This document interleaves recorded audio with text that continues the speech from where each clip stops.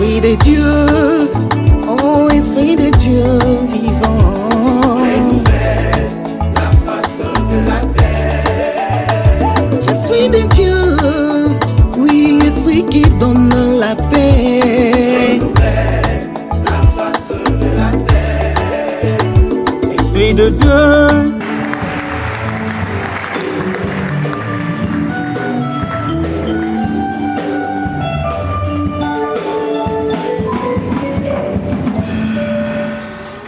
Bien-aimés, shalom. Nous bénissons grandement le Seigneur de la grâce qui nous a faite de nous retrouver ce jour et pouvoir parler de sa part. Le jeudi passé, on a commencé à nous exploiter un thème qui s'intitulait La foi grandissante.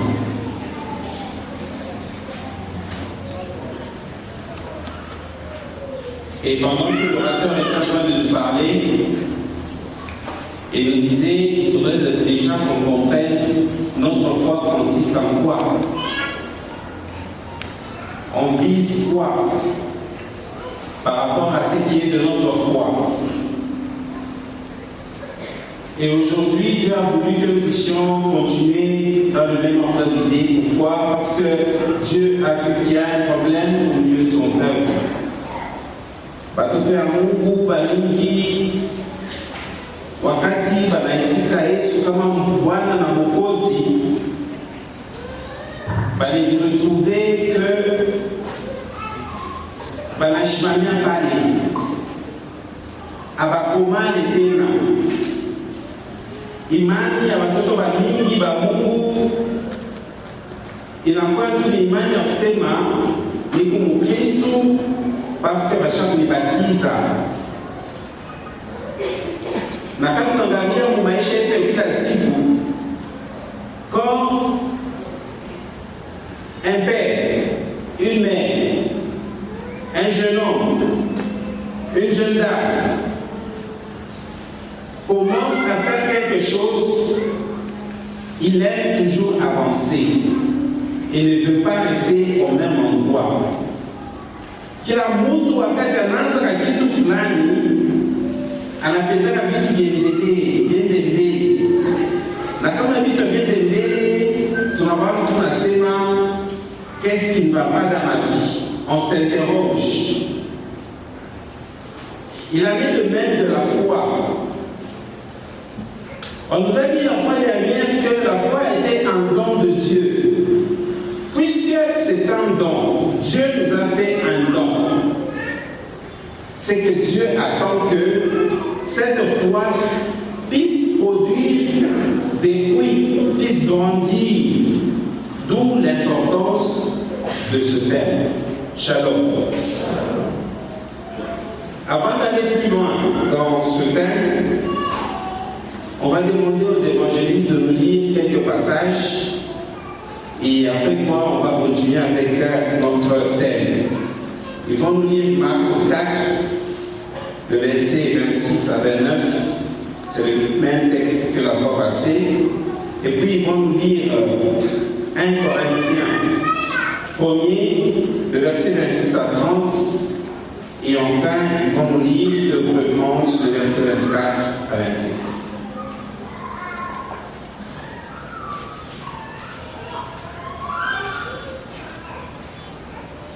Nous lisons Marc chapitre 4, le verset 24 à 26. Il leur dit encore, prêtez bien attention à ce que vous entendez. On utilisera pour vous la même mesure que celle dont vous serez servi, et on y ajoutera pour vous qui écoutez.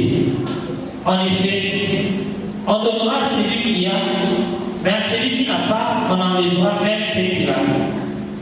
Il dit encore, voici à quoi ressemble le royaume de Dieu. Il ressemble à un homme qui jette de la sémence en terre.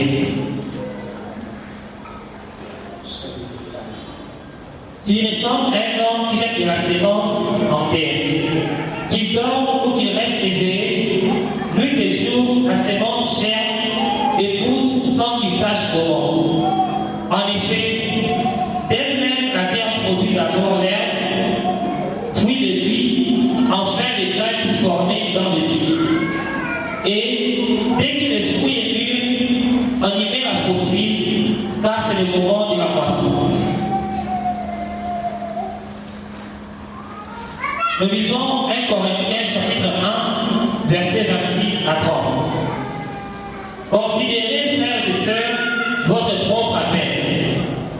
Il n'y a parmi vous ni beaucoup de sages selon les critères humains, ni beaucoup de puissants, ni beaucoup de nobles.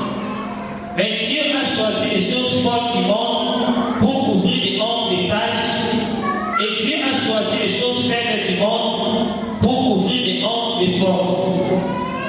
Dieu a choisi les choses basses et méprisées du monde, celles qui ne sont rien, pour réduire à néant celles qui sont, afin que personne ne puisse faire le fier devant Dieu. C'est grâce à lui que vous êtes en Christ Jésus, lui qui est devenu par la volonté de Dieu notre sagesse, notre justice, la source de notre sainteté et notre libérateur. Nous lisons Hébreux chapitre 11, versets 24 à 27. C'est par la foi que Moïse, à sa naissance, a été caché pendant 3 mois par ses parents. C'est par la foi que Moïse, devenu grand, a refusé d'être appelé fils de la fille du Pharaon. Il préférait être maltraité avec le peuple de Dieu plutôt que d'avoir momentanément l'assistance du péché. Il considérait l'humiliation attachée au Messie comme une richesse plus grande que les trésors de l'Égypte, car il avait le regard fixé sur la récompense à venir. C'est par la foi qu'il a quitté l'Égypte sans craindre la colère du roi, car il s'est montré déterminé comme s'il voyait celui qui est invisible. Parole du Seigneur. Nous allons essayer de nous montrer les étapes qu'il faut pour grandir. Parce que Dieu nous fait un don. C'est une grâce. Personne ne le mérite. Dieu jette une sémence. Mais cependant, il y a toujours quelque chose que l'homme doit faire pour que cette sémence que Dieu a posée en lui puisse grandir. C'est la raison pour laquelle on a essayé de mettre notre prédication en quelques étapes. Et la première étape qu'on va essayer de faire, on va parler de la promesse. La deuxième étape, on va parler de la relation ou la rencontre avec le Seigneur. La troisième, on va parler de la prière comme étant la communion avec Dieu. La quatrième étape, on va parler de l'écoute, de la lecture et de la mise en pratique de la parole de Dieu. Et on va finir par le vécu dans la communauté. Et puis on va conclure notre sermon d'aujourd'hui. Shalom. Pour commencer, je vais vous narrer une petite histoire qui s'est passée en Angleterre. Il y avait un certain médecin, un docteur, qui était cancérologue. Son nom était Harrison. Il était tellement célèbre, un jour, on l'a appelé pour qu'on lui remette un trophée dans la communauté européenne. Il a pris son avion, très hâte de recevoir ce trophée. Pendant qu'il a pris son avion, après 2 heures de décollage, il y a eu des secousses dans l'avion. Comme qui dirait, il y avait une panne technique, il fallait un atterrissage d'urgence. Ils ont atterri dans une ville. Comme il fallait à tout prix qu'il arrive là où il allait, il a loué un véhicule. Il a pris la route. Et pendant qu'il était sur le chemin, les nuages ont commencé à se former.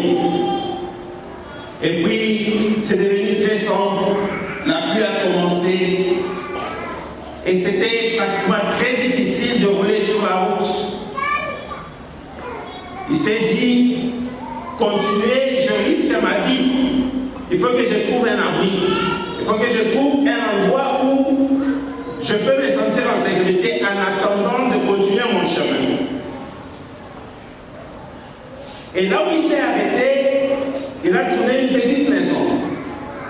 Il a frappé à la porte. Une femme est sortie. Il lui a demandé s'il avait un téléphone parce qu'il fallait qu'il donne un appel. La femme dit qu'il n'avait pas de téléphone, mais s'il pouvait quand même accepter d'entrer, le temps que la situation se décompte, il pouvait continuer son chemin. Quand le monsieur est entré, la femme lui a donné de s'asseoir, il lui a demandé s'il pouvait prendre quelque chose.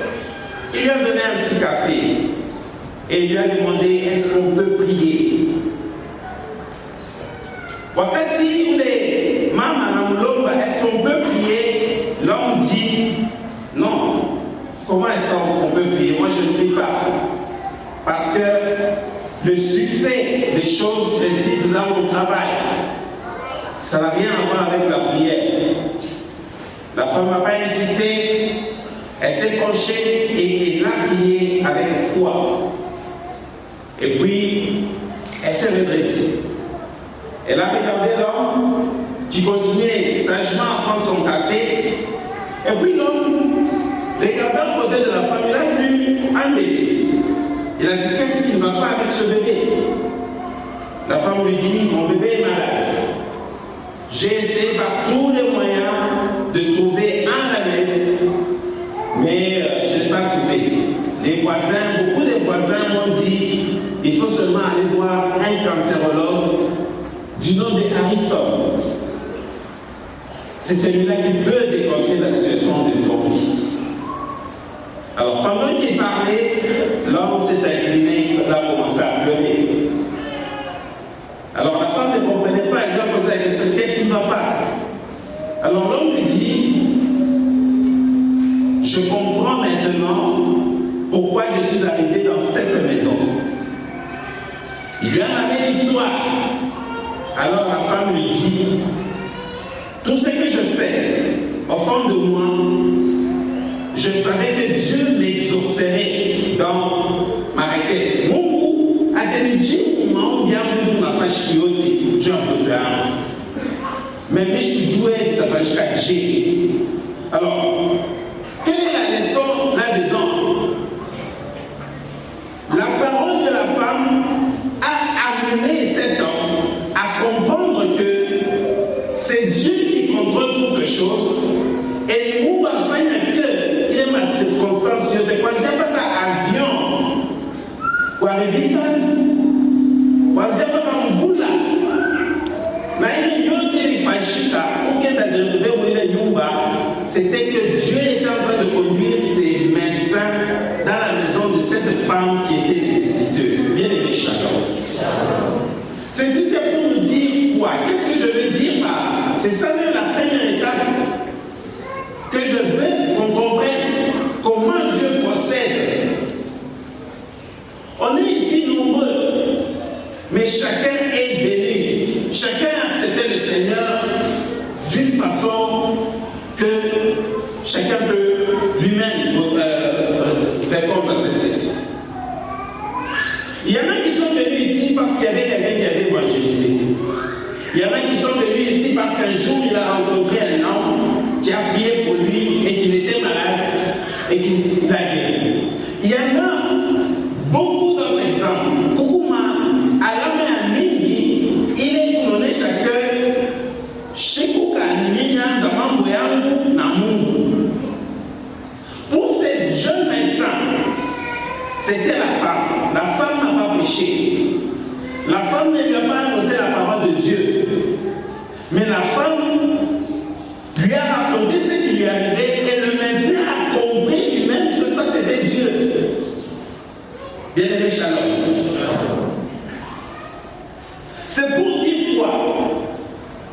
Quand on entre dans la parole de Dieu, par exemple, Jérémie n'a pas mouita, il n'a pas mouita Esaïe. N'a pas mouita André, il n'a pas mouita Paul. Et c'est là que revient la première question qu'on doit se poser intérieurement. Parce que quand on pose la question aux gens, as-tu déjà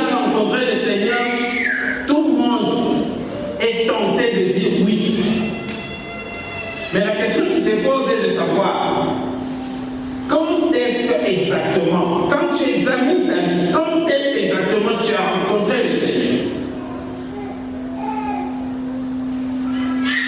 Et si tu as rencontré le Seigneur, quelle est l'orientation que le Seigneur t'a donnée pour ta vie? Bien aimé, c'est très important. Parce que les gens qui n'ont pas encore rencontré le Seigneur, et que le Seigneur, à qui le Seigneur n'a pas encore parlé, ou le monde chamonné, chacun, même au monde, personnellement, la plupart abandonnent le chemin de Dieu. On va y aller.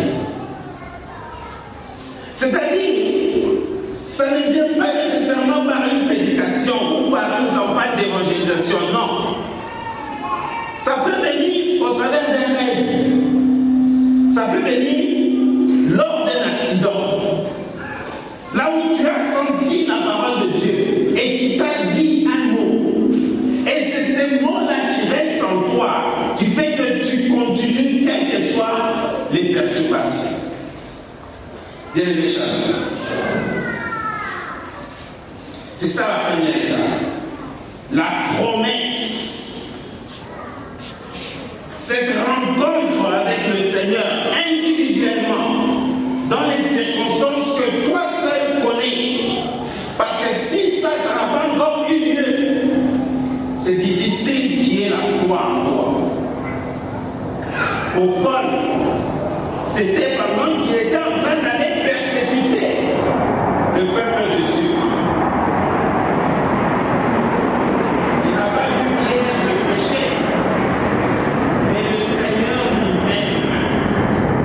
Et je vais te dire une chose.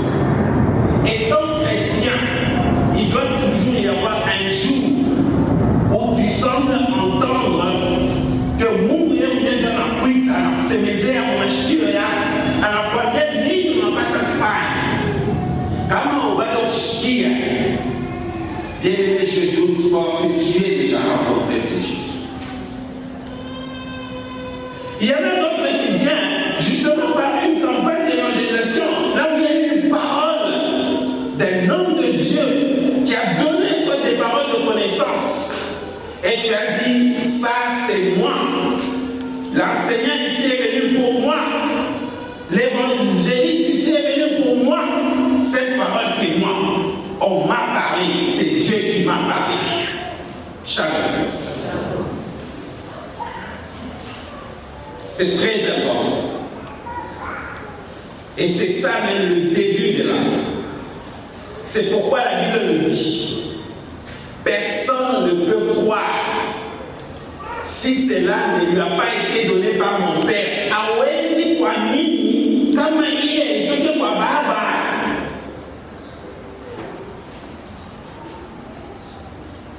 Hawezi. Imani ni apeli ya Mungu yeye mwenyewe kwa mtu. Ndio kule tunaenda kwa etapu ya pili, mtu anapasha kujibu. Aujourd'hui, quand nous regardons dans le monde, beaucoup de gens courent, ils veulent être serviteurs, ils veulent être pasteurs, ils veulent être ceci ou cela. Bien aimé, la Bible c'est notre outil de référence, c'est notre outil de mesure. Quand on est dans la Bible, on a que, en tout cas, la majorité de ceux-là que Dieu a appelés, ils ont refusé. Bien aimé, Shalom. Ils ont refusé. Quoi dire Moïse? Coupitons par Jérémie ou par Esaïe, non, je suis encore enfant. Ils ont refusé, ils ont donné des raisons. Moïse a dit non, je ne sais pas parler. Il a donné des raisons. Mais vous sentez que quand Dieu t'a déjà pointé, il finit par t'amener là-haut. Même si tu refuses. Ce n'est pas ce qu'on voit aujourd'hui. Aujourd'hui, les gens aiment. Je vais être enseignant, je vais être pasteur, je vais être apôtre. Vous ne verrez ça nulle part. Parce que le travail de Dieu est pesant. C'est pas facile. Shalom. Donc la réponse de l'homme est très importante. Kujibu kwa Mungu kwa mafaa, Mungu anajua mpaka pale Mungu anajibu, je dis oui, j'irai. Kama bado kusema oui, c'est compliqué. Na wakati nasema oui, ile wakati Mungu anaanza kukuekipe. Mungu anaanza kuambia wewe kufanya devant toutes les circonstances. C'est si par exemple, à Jérémie il a dit, ne crains pas ces gens-là, va parler. Moi je serai avec toi. Je mettrai mes paroles dans ta bouche. Aujourd'hui, s'il y a des gens qui n'ont pas la force d'influencer là où ils sont, c'est parce qu'ils le font du point de vue charnel. Mais on appelle là, imani yake aionesha watu kama imani ni Mkristo. Shituba Kristo, shituba nouveau. Il ne s'agit pas de ça. Il s'agit de dire les paroles que Dieu a mises dans ta bouche.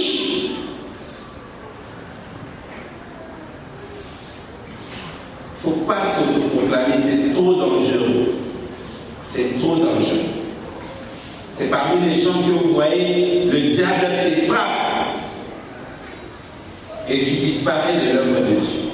Moi j'ai toujours regardé dans notre assemblée ici. On a eu des bergers, on a eu des intercesseurs, on a eu des responsables d'intercession assidus, qui faisaient des miracles, qui guérissaient les gens, qui chassaient les démons, tout ça. Mais je vous assure, aujourd'hui, quand on le voit, on a mal au cœur. Parce qu'ils ont abandonné Dieu de loin. Pas de près. Quand je dis Dieu de loin, c'est-à-dire ils sont entrés dans une vie de désordre comme vous ne pouvez pas vous imaginer.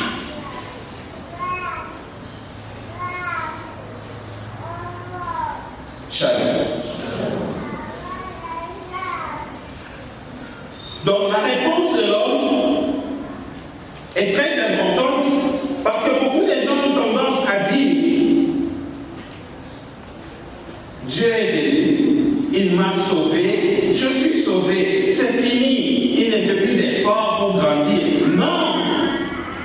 La grâce que Dieu nous accorde pour son salut, la grâce nous la donne.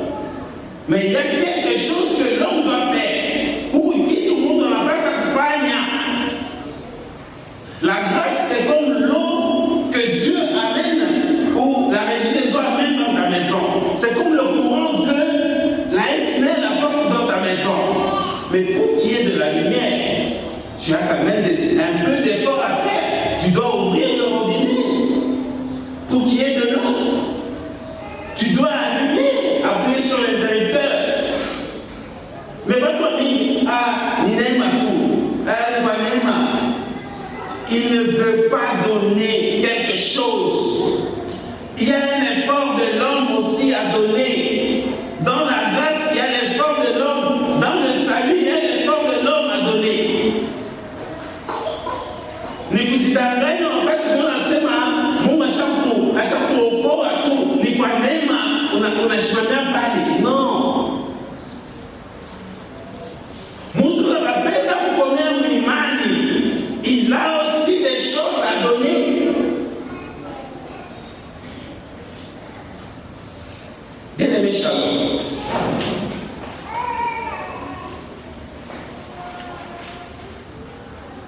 C'est très important cette réponse. Je voudrais que chacun d'entre nous dans le service qu'il est en train de faire, qu'il comprenne d'abord que la réponse que j'ai donnée, je ne l'ai pas donnée à un homme, je l'ai donnée à Dieu. Parce que quand tu as donné ta réponse à Dieu, tu ne te plains pas. Oh, bien va le programme. Oh, unajipenda njia ya Mungu. Kama Mungu njoo kutuma, kama Mungu akona ile fashi, kama Mungu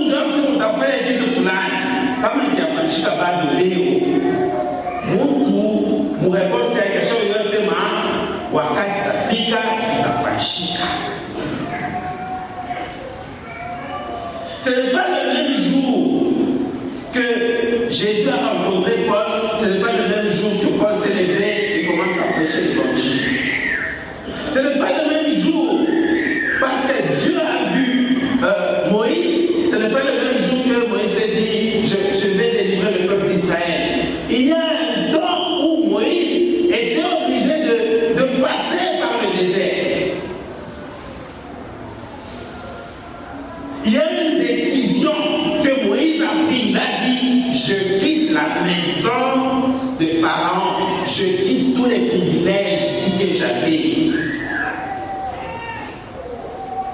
Bien-aimé, shalom.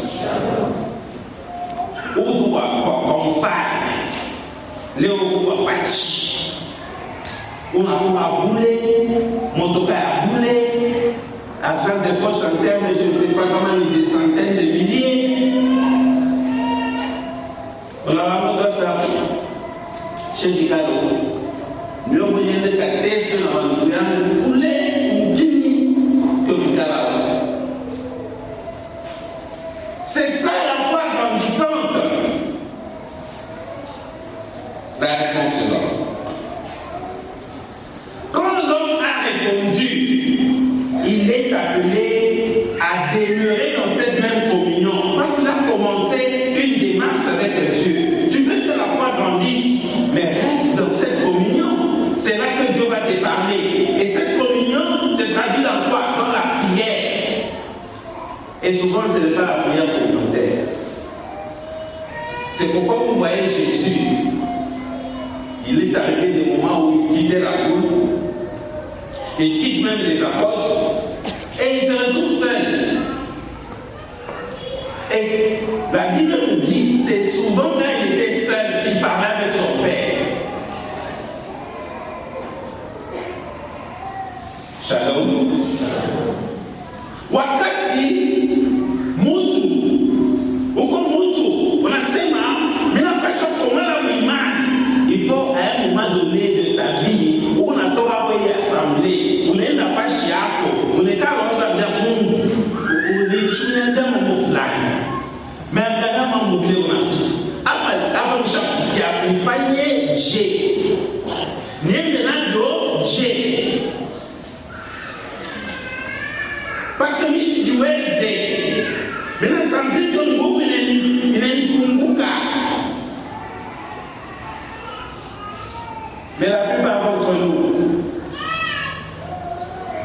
on ne prie que le jeudi, on ne prie que le jour des réunions des ministères, on ne prie que le samedi, on ne prie que le dimanche.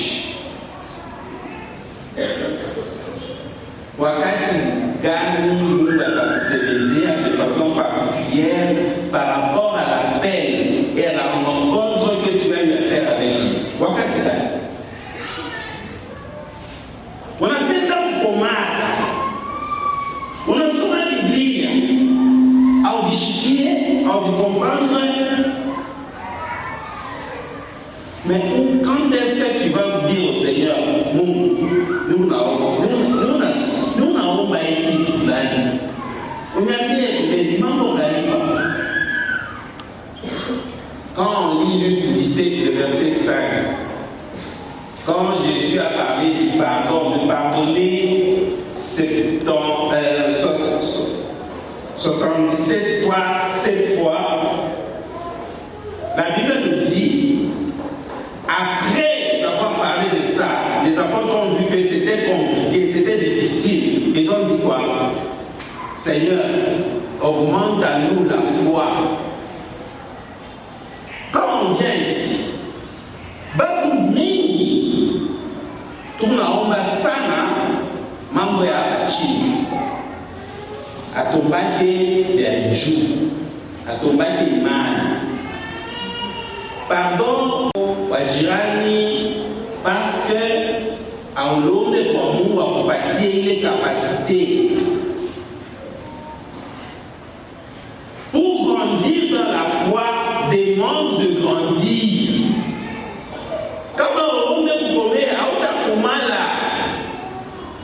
C'est comme ça qu'un arbre qui se détache des courants d'eau, il sèche. Le courant d'eau, c'est la vie de Christ. C'est Dieu qui nous donne, qui nous communique par la communion de la prière. Mais quand toi tu te détaches, comment tu vas arriver à maintenir ta santé spirituelle? Comment tu vas arriver à maintenir ta foi? Imagine que tu as comment la Dieu. Wakati unatengana na source d'eau vive. Wakati usungumuze na source d'eau vive. Mara mingi quand on y assemblée, les intentions qu'on donne sont des intentions générales. Peut-être qui concernent l'église, le pays. Mais il y a des intentions qui ne concernent que toi-même. Toi-même. Pas ton ministère en tant que collège, mais toi en tant qu'homme. Bien-aimé, shalom.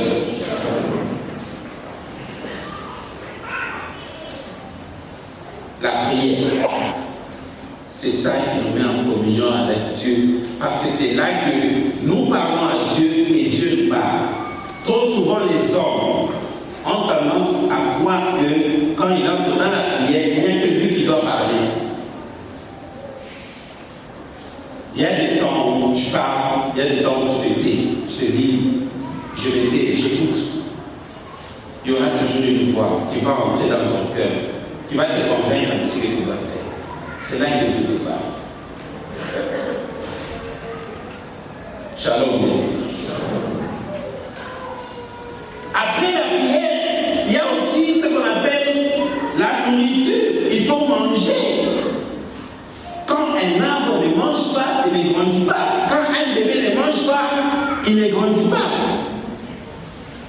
Mais nous, on mange quoi? L'homme ne vivra pas de pain seulement, mais aussi de toute parole qui vient de la bouche de l'Éternel. Je voudrais bien insister qu'il vient de la bouche de l'Éternel. Parce que quand on lit la Bible, on peut la lire. D'ailleurs, je peux vous rassurer qu'il y a beaucoup d'historiens et des chercheurs qui connaissent mieux la Bible que nous. Parce qu'eux, ils lisent avec l'intention scientifique de connaître les faits, les événements tels que ça s'est passé en Égypte et tout consort. Et ils connaissent tous les moindres détails, même les noms des rois, que peut-être nous, on n'a jamais même cité. On ne connaît même pas que ça se trouve dans la Bible. Mais qu'est-ce qui manque? C'est qu'eux, ils disent, ce sont les Écritures. Mais il n'y a pas la vie derrière ces Écritures. La vie vient quand? Quand il y a une parole révélée derrière la parole. C'est comme ça que vous voyez, par exemple, il y a des jours où tu prends la Bible, tu lis. C'est comme qui dirait, ces passages, tu l'écoutes. On prêche à l'église, on prêche au renouveau. Mais ces jours-là, tu sens que tu comprends autrement cette parole. Parce que Dieu a vu en toi, il est amour. Il y a toujours à ça. Donc on écoute, en même temps on lit. C'est comme ça que Paul il disait à Timothée par exemple, applique-toi à la lecture des Écritures.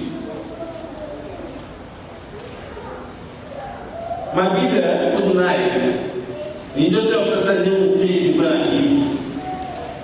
mais nous sommes en vie. Shalom. D'ailleurs, il n'y a pas que du psaume.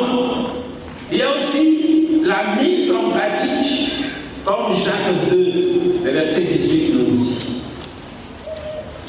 Montre-moi tes œuvres de la foi, et moi je te montrerai les œuvres qui traduisent ma foi.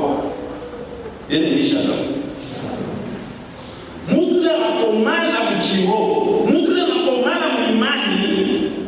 Il y a des œuvres qui commencent à se manifester.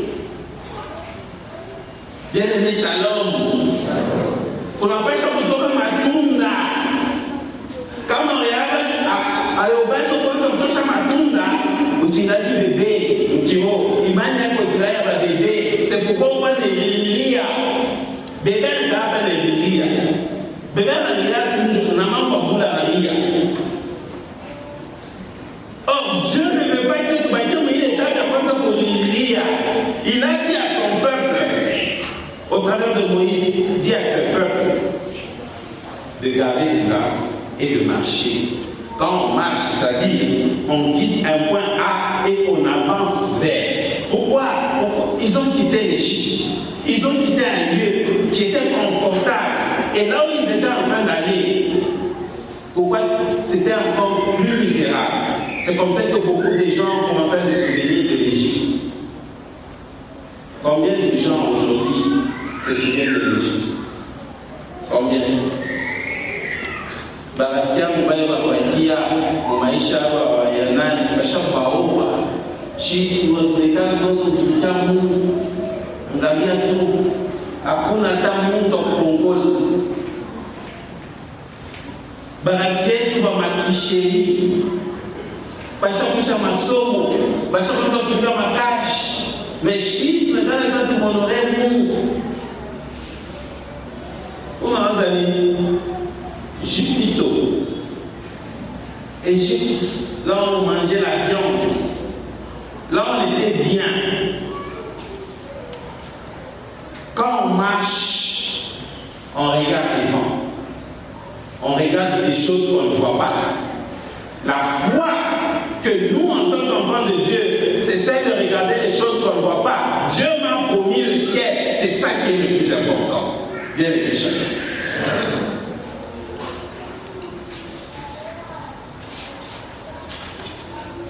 L'autre étape que nous devons comprendre, c'est l'étape de la communauté. La Bible nous dit quelque part dans le livre des Hébreux, n'abandonnez pas vos assemblées. Parce que Dieu connaît que la marche qu'on est en train de faire, on ne peut pas faire ça seul. On va tomber. Le désert est très méchant. Il y a trop de chaleur. Il faut rester en communauté, il faut rester en groupe. Parce que dans le groupe, là, il y a des gens qui sont forts. Pendant que toi, tu es en train de tomber, eux, ils viennent. Ils te soutiennent, ils disent, non, non, non, mon frère, ne t'arrête pas ici. Marchons, continuons. Donc, ce groupe te permet aussi de croître, de grandir dans la foi, d'évoluer dans la foi, de progresser. Alors, je n'aime pas Chimoya. Parce que pour une communauté,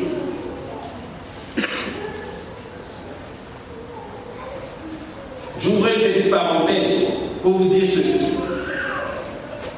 C'est ici que vous voyez, il y a certaines promesses dans la Bible. C'est pourquoi c'est très important qu'on reçoive la révélation de la parole de Dieu. Sinon, on va appliquer la parole de Dieu à la lettre, ça va nous tuer. S'il n'y a pas la révélation, on va tomber. Il y a des promesses qui sont dans la Bible qui ne sont pas pour une personne. Mais nous, on prend souvent ces promesses, on les utilise comme si c'était pour moi. Il y a des promesses qui ne sont que pour un peuple. Quand on parle d'Israël, on ne voit pas une personne, on voit un peuple. Donc il y a des promesses, c'est pour l'Église. Même quand on a confessé, oh, est-ce qu'il est bouleversement? C'est pourquoi je vous ai dit au début, il faudrait cette rencontre personnelle, il faudrait toi-même avoir rencontré Dieu. Dieu va te dire des choses sur ta vie. Si vous nous voyez tenir jusqu'aujourd'hui, moi je peux vous dire, j'avais encore, je crois, 13 ans. 13 ans. J'ai vu Jésus. Pendant que j'ai pleuré, disons que je souffre, j'ai vu Jésus à côté, j'ai dormi dans le berceau à 13 ans. J'avais un petit berceau, je dormais dans le berceau. J'ai vu Jésus à côté de mon berceau, il m'a rassuré, il m'a dit, je ne t'abandonnerai pas, je serai toujours avec toi. Arrête de pleurer.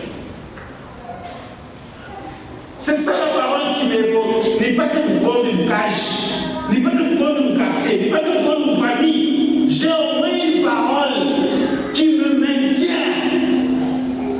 Toi, qu'est-ce que tu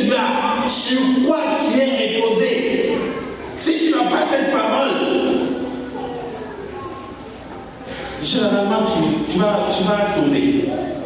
Tu vas abandonner la foi.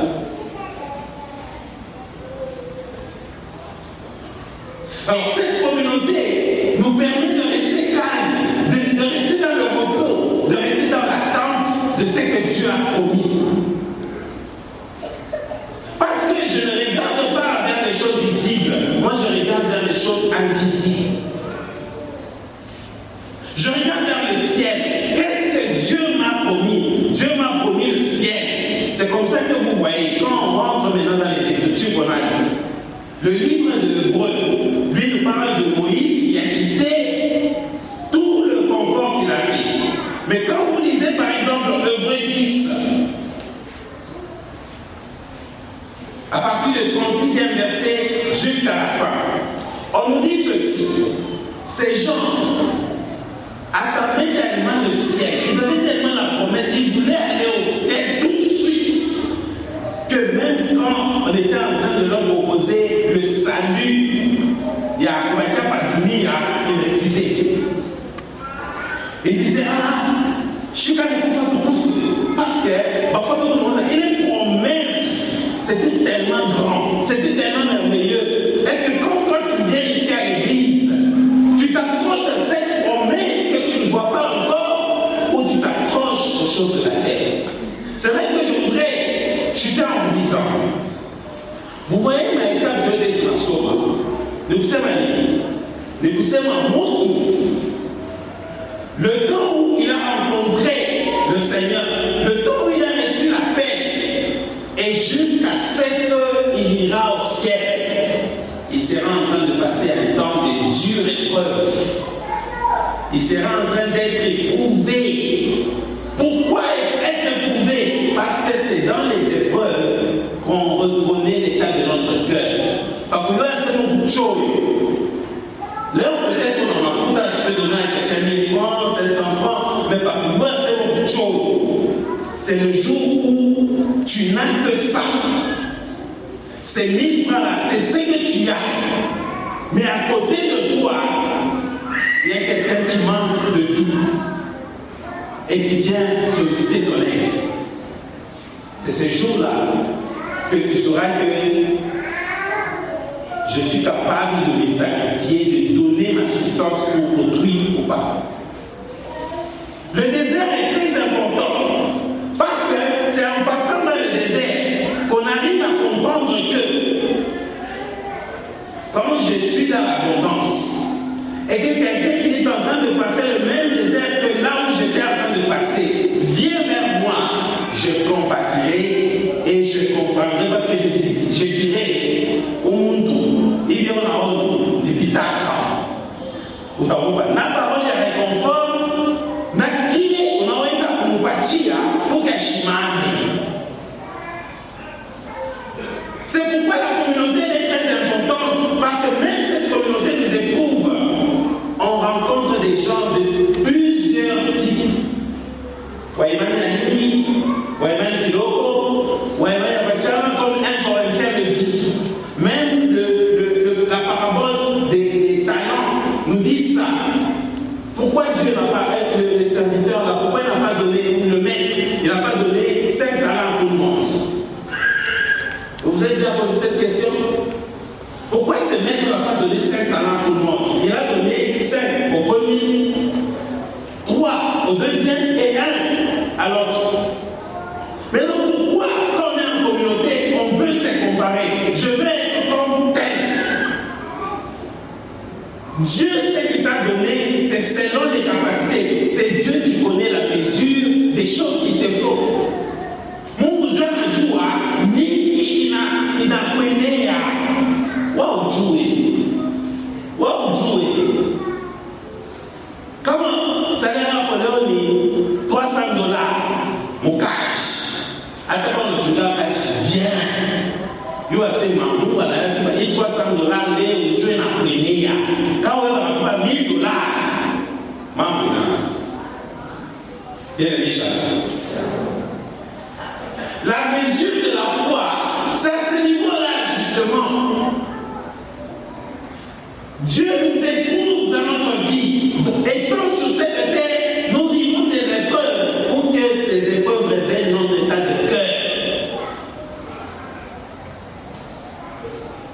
Faites notre temps de cœur.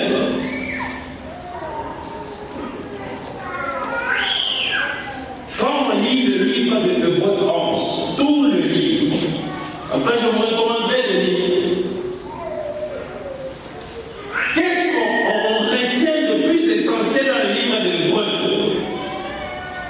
On retient que les gens là, que nous on appelle les modèles de la foi, que nous on appelle les héros dans la foi, les Moïse, les Rahab, donc tous ces gens-là qu'on a cités.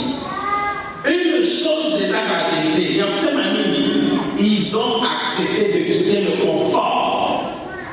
Ils ont accepté de quitter, il était habitué à Bizouri. Ils ont accepté de quitter le monde. Comme Jésus aussi, il a accepté de quitter le monde. Quand vous regardez le livre des Actes des Apôtres, au chapitre 4, on nous dit, ces gens mettaient tout en commun. Ils vendaient leurs possessions. Ça traduit quoi en fait? Ça traduit qu'ils ne trouvaient pas d'importance de posséder beaucoup de matériel ici-bas. Le valait partager avec les frères. Parce que leur cœur était pris. Regarde pourquoi déjà pour Bingu. Beaucoup de gens ont Bingu. Beaucoup de gens ont Yesu Audi. Après tout bébé. Après Dunia. Après la vie du Zouri. Mais quel est l'état de ton cœur aujourd'hui? Quand tu viens prier, tu viens être dépossédé. Il y a bien la lumière, ou bien on a Dieu Lona. Je parle de Lona. Comment on a Mouroya, j'insiste bien, Mouroya. Comment bien tu as donné à combien de la guide, autant à que Imania, il t'a pas dit. Comment va ton atouna? Alors combien de la guide, pas au sens absolu, mais au sens extrême, à Michamouli, à Nissène, à Chinisène, à cracher sur lui, même pour faire chaque jour, même dans la casette du bail. À tout à fait, Dieu doit battre, autant s'en mesurer, même forcément, mais il échappe au meilleur. Comme le monde,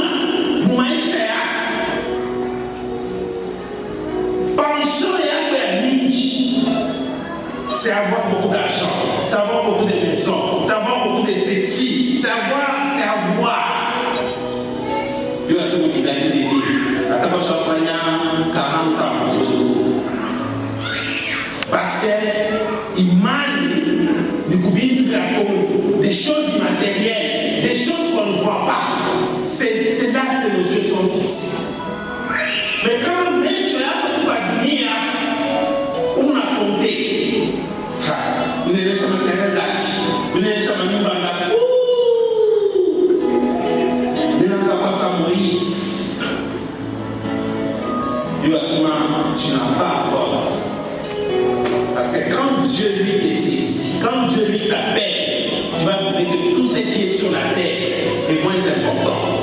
Le plus grand trésor, c'est Dieu. C'est pourquoi la parabole du trésor nous dit, ils vendent tout pour aller acheter le champ là où ils savaient qu'il y avait le trésor. Il n'a pas encore vu ces trésors, mais il vend tout. C'est ça la vie spirituelle, c'est ça la foi. Je n'ai pas encore vu, mais je crois. Dieu nous dit, je ne vous délaisserai jamais, je ne vous abandonnerai jamais. Mais pourquoi toi, dans tes prières, c'est toujours comment on les match? Quand il y a une prière, il doit s'aimer, qu'est-ce que tu dois faire?